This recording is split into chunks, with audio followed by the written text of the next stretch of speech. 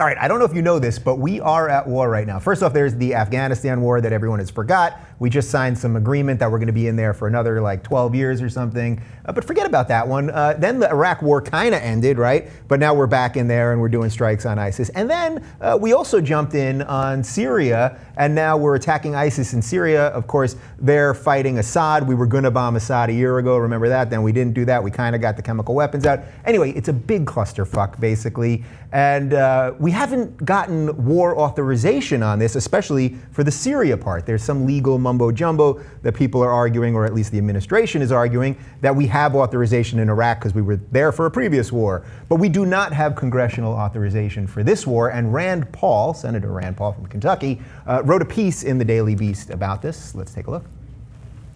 He wrote, "I believe the president must come to Congress to begin a war. I also believe the War Powers Act is misunderstood. President Obama acted without true constitutional authority even before the 90 days expired, since we were not under attack at the time."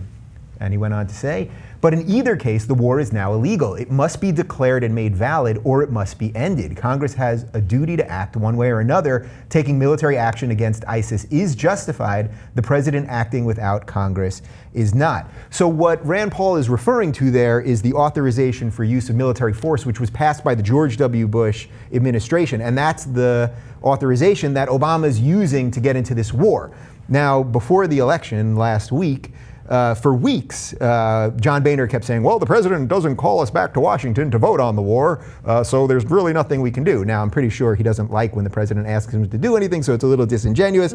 So I'm not cutting Congress slack, and I'm not cutting Obama slack, because I think we should, if we're going to have a war, which is a whole other topic, we should have authorization for the war. What do you think? Well, is it technically a war, or is it a military action? What is it technically being referred to as? So this is the legal, that's the legal mumbo jumbo that they do. And we went into Libya when Obama first got in, and they called it a kinetic military action or something. So there's ways to use words, but I'm pretty sure when bombs are dropping on cities and people and we're attacking terrorists or whatever, it's a war. If Canada bombed us, we'd call it a war, right? Right. I think, right?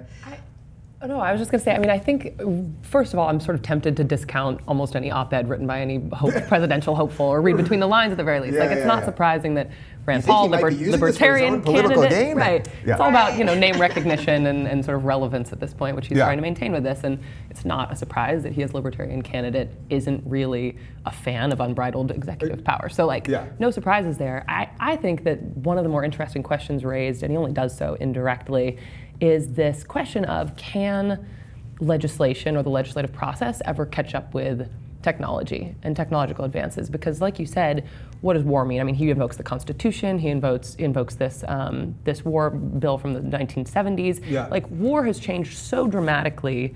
I mean, constitutionally, obviously, right? That was like muskets across a battlefield. But even since the 70s, there weren't drones. There weren't any of these things. So, like, yes, A, how do we define war versus military action? And B, like, how does that change whether or not the president can use these sorts of acts in order to defend the country the way he sees fit? Yeah. So all right. So to get to that point exactly, and what you're asking, so the president has 60 days. If it's considered urgent, the president has 60 days to get authorization, and then if there's no approval from Congress, he then has 30 days to end the mission. So what Rand Paul's arguing is we're past that point. So every time we've talked about this, and I've brought it up every time we talk about ISIS, I think part of the problem is people just don't care how the government works anymore. You know what I mean? Like, we created a system where we were supposed to have a legislative branch to write the laws, and then an executive branch to sign them into law, and a judicial branch to make sure that they're legal. And I just don't think anyone, including the people in those branches, I just don't think anyone cares. Is that fair to say? I don't think it's about that anyone doesn't care. I think it's like, what can we do? Yeah, you can go out and vote, which most liberals did not this past election cycle. So I don't think it is about we don't care. It's just what can we do to change it? There's nothing you can do or I can do to change what's going to go down at this point. And another thing I would like to add is Rand Paul is saying that this war is illegal, and isn't he a plagiarist? Isn't plagiarism We've all made mistakes. illegal? You know what I mean? So that's the thing. Yeah, nobody's perfect, but I'm kind of with him on this. Like, I just think if we're going to do this, we could have have a debate whether we should be doing it or whether the other countries there should be fighting ISIS and we could sit back and they hate us whether we do it or not. But I think he's at least being intellectually honest here.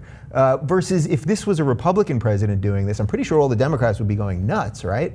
If a Republican president was having a war without authorization, wouldn't Democrats be going nuts? Yes, I mean there's hypocrisy all over the place, and there's also like, you're both right. You know, it's part of it is that we can't keep up with what the laws are and why, you know, the 60 versus 90 days, like why was that even put in place? Like taking a step back and thinking about why these laws are even enacted in the first place is sort of more interesting than the nitty-gritty details of it. And figuring out, you know, if that law is even relevant right now, because it was in 1973. Exactly. But is it relevant right now? Exactly. We don't.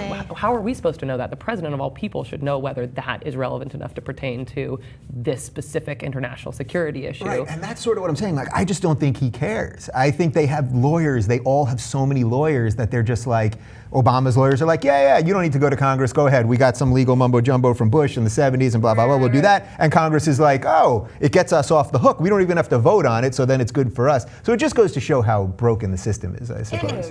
And that he can't even get the Republicans on board with it. Like he is They love war. I know, on board with calling out Obama on it. Right. You know what I mean? Like he's straddling in the middle, which I find pretty. Yeah, I worked in the White House for a little while, and I'm sort of inclined to trust them. I mean, it's like the most passionate, intelligent, hardworking group of people I've ever been surrounded by in my life, and like if they can't figure it out, then we're fucked. Then we're seriously screwed. Right. Anyway, I don't know, call me a strict constitutionalist or I want the system to work the way it's supposed to. I don't know, but subscribe right down below.